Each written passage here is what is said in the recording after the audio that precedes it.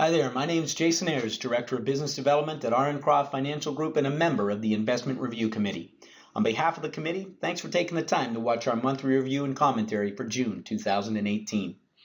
North American markets continue to climb a wall of worry with technology leading the charge.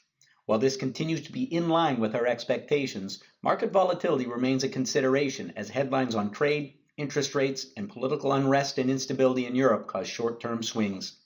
These short-term swings have been an opportunity for us to capitalize on more expensive option premiums and to position our funds respectively in companies we want to own, trading at prices that we would consider to be a discount based on the underlying fundamentals.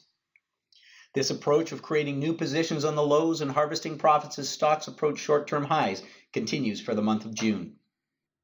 May was a strong month for our equity growth fund, putting in a positive return of 2.67%, which was a little under the benchmark. However, the year-to-date return comes in at 4.54%, well above the benchmark, which sits at 0.25%. When asked about how market conditions influenced the equity growth fund, lead manager Alex Brandolini confirms that market volatility during the month was inconsistent with underlying economic fundamentals. Market pullbacks in a strong economic environment normally indicate a buying opportunity. As such, one notable trade executed was a bull put credit spread on the SPY, based on technical indicators suggesting that the ETF, which tracks the S&P 500, was oversold and ready for a bounce. This strategy generates cash flow as the ETF moves higher, but has another option position built in as a hedge. The objective was to enhance the fund's returns, but in a risk-managed way.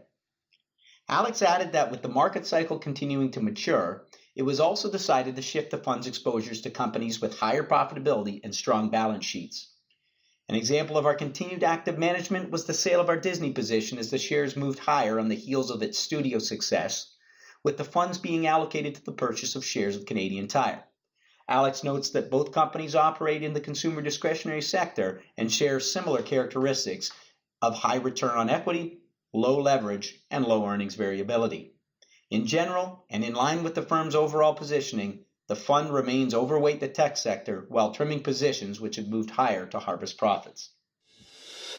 The income share class closed the month of May with a gain of 2.12%, beating the real world income index benchmark, which came in at 1.59%.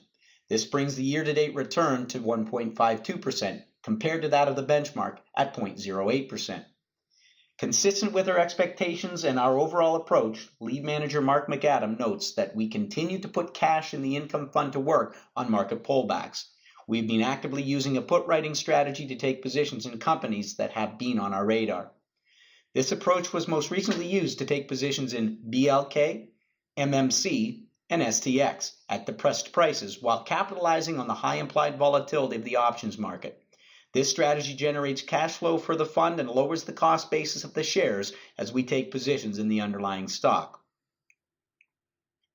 In addition, part of an ongoing hedging strategy has been the purchase of put options on the S&P 500 ETF, SPY, as it approaches short-term highs. Puts increase in value as the underlying security sells off and as implied volatility increases. This helps offset some of the risk to the fund's holdings associated with a broader market sell-off. This position was closed out profitably on a market pullback driven by headlines around Italy. A new position was re-established as the S&P 500 approached its recent high. The fund continues to be overweight equities with a covered call strategy overlay. This is another approach used to generate cash flow as option premiums are attractive due to the day-to-day uncertainty. Our market expectations remain intact for the month of June. Headlines continue to drive short-term market volatility, but this is seen more as an opportunity based on the underlying fundamentals. We'll continue to build in hedges to offset a portion of the market risk. We feel increasing interest rates are already factored in as a headwind to the markets, and the overall economy is doing well. The wild card has been the imposition of tariffs and the risk of a trade war, which has the markets on its heels. No one really knows how far this will go and how significant the impact may be.